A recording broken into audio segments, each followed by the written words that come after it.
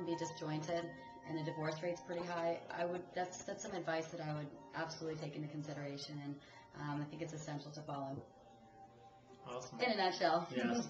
One of the things I deal with a lot of energy workers and a lot of speakers as clients, and a lot of conscious people, sometimes they have trouble dealing with each other in a relationship because they're sensing a lot of stuff.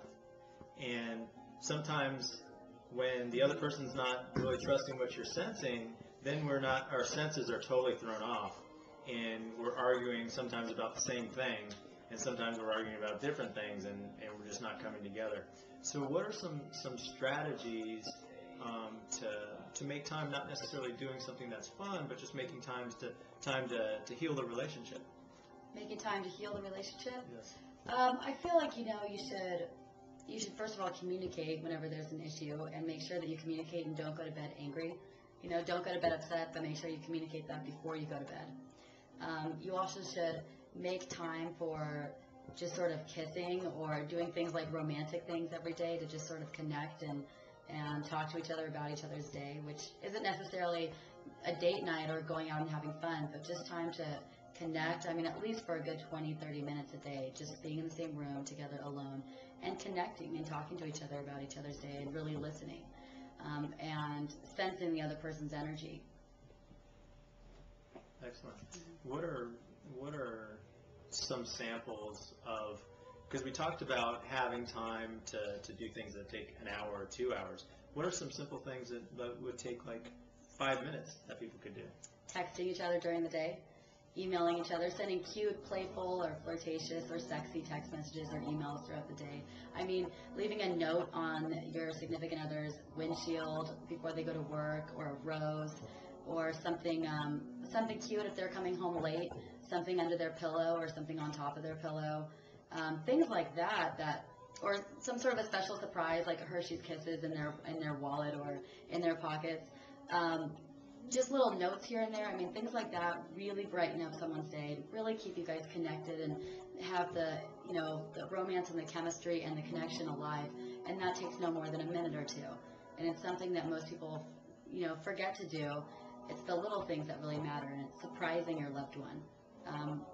Whether it's tickets to a vacation or just a little note in someone's pocket. I mean, those little things are things that just take a minute, and they do wonders for the relationship. Nice. What are some examples, without giving any names, of things that you've done for your clients? Mm-hmm. What are some examples of things I've done for my clients? Yeah, to help your clients out. In terms of like how I've coached them? Yeah, how you coach them and, okay. and results they've gotten. Yeah, definitely.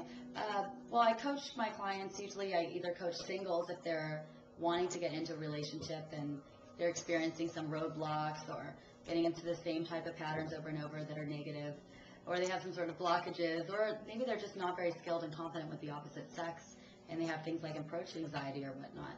And I really help my clients break through those barriers and develop the skills and confidence and especially the attraction and communication skills necessary to really attract and succeed with the opposite sex and attract their soulmate relationship, because they can just attract anybody, but it's quality, not quantity, that we're going for, and we really want to attract their soulmate if that's their goal. I usually work with them in a 90-day plan, so it's a 3-month transformational plan, and I do other types of coaching too, like neurolinguistic programming and hypnosis and NLP, to really help people unblock whatever it is that's holding them back and keeping them single. Because let's face it, if you're single for a couple of years, or you're trying and you're frustrated and you can't seem to meet anybody or have the same results over and over with dating, something's not working. There's either a blockage there, or there's something you're doing wrong. It could be a multifold problem, but something's going on here, and that really needs to be identified and then eliminated and overcome, kind of like a doctor. So that's what I do with my clients, and I really help them get to point A to point B.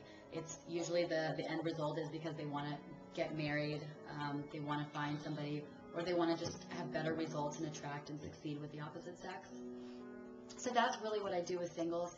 With couples, I help transform a relationship that's maybe stagnating or in trouble, and I help them transform it from the inside out to make it empowered and absolutely enhance their relationship, deepen their bond, strengthen their connection. It's like an entire relationship transformation from the inside out.